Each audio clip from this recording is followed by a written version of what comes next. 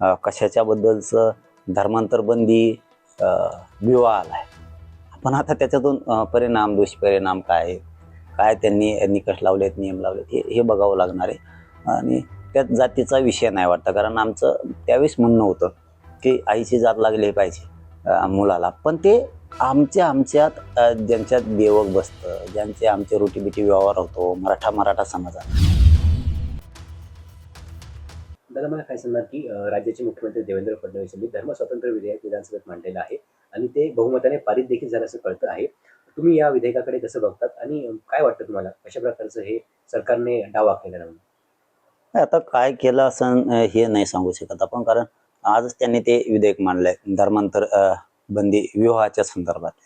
आता काय मला वाटतं पंकज भोईर साहेबांनी ते मांडलंय असं आज चालू होतं आपल्या चॅनलवरती सगळ्या.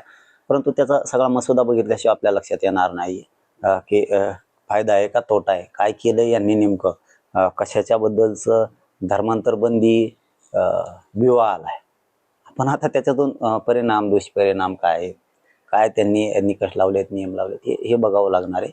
आणि त्यात जातीचा विषय नाही वाटतं, कारण आमचं त्यावेळेस म्हणणं होतं की आईची जात लागली पाहिजे मुलाला. पण ते आमच्यात ज्यांच्यात देवक बसतं, ज्यांचे आमचे रोटीबिटी व्यवहार होतो मराठा समाजात.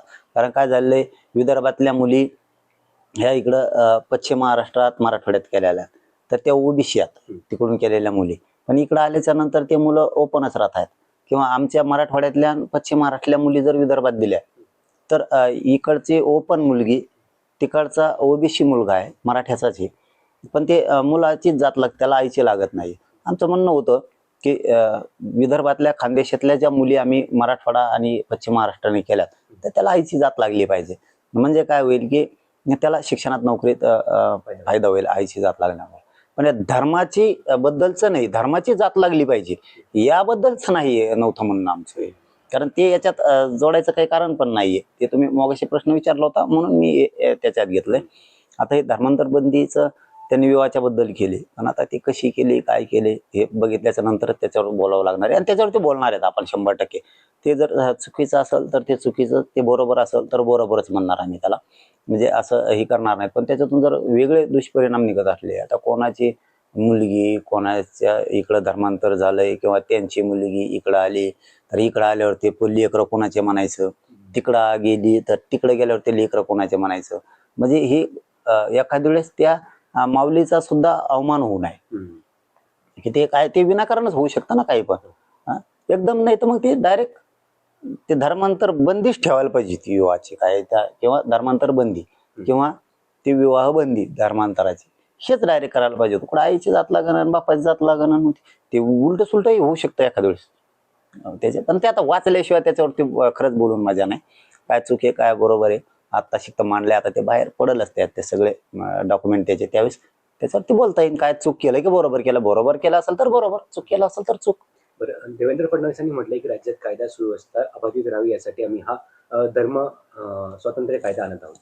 चांगलं आहे ना, कायदा सुव्यवस्था व्यवस्थित राहावी असं जर त्यांना वाटत असेल, त्या हिशोबाने सरकार आणि विरोधकांनी दोघांनी ठरवलेलं असलं आणि ते बहुमताने पारित झालं असेल विधानसभेत, आणि आज तसं कळतंय की बहुमताने पारित झालं, याचा अर्थ विरोधकांनी पण विरोध नाही केला वाटतं. त्याचा अर्थ असा आहे, चांगला असेल तर चांगलीच गोष्ट आहे ना. पण त्याचे नुकसान चूक बरोबर काय हे पण बघणं गरजेचं आहे. काय केलंय त्यांनी, आता काय रूल आहेत काय नियम आहेत हे बघूयात ना आपण आधी, नंतर त्याच्यावरती ठरवूयात. आजच झालं म्हटल्यानंतर आजच त्याच्यावरती काहीच बोलता येणार नाही. आपण मोगामच कसं म्हणायचं हे चांगलं नाही किंवा हे चांगलं आहे असं अंदाजे नाही बोलू शकत.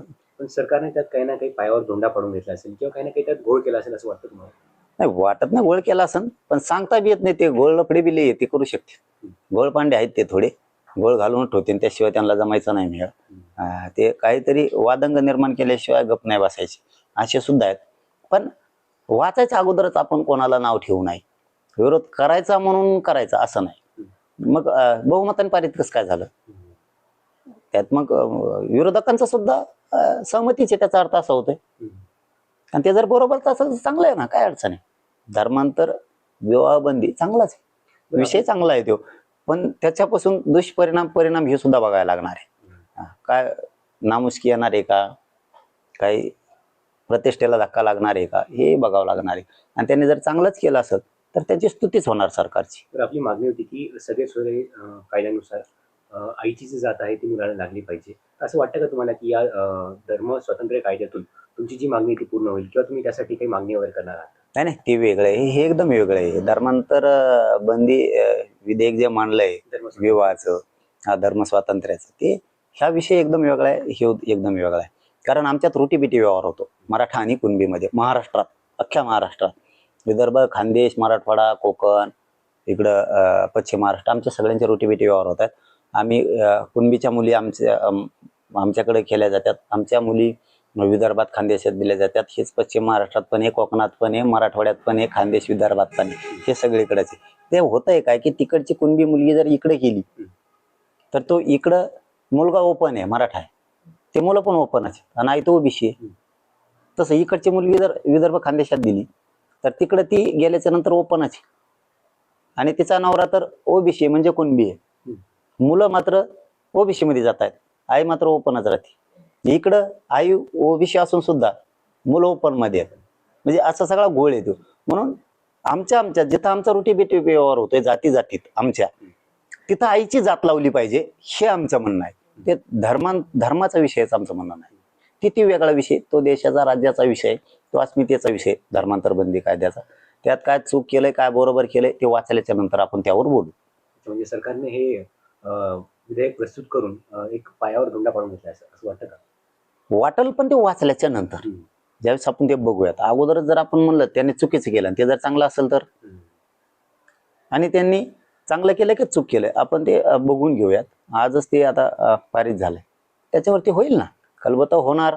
त्यांनी चूक केलं असलं तर त्या रोषाला त्यांना सामोरं जावं लागणार आहे. चांगलं केलं असेल तर त्यांच्यावर कौतुकाचा वर्षाव पण पडणार आहे. त्यात सुट्टी नाही त्यांना. बरं, एक दुसरं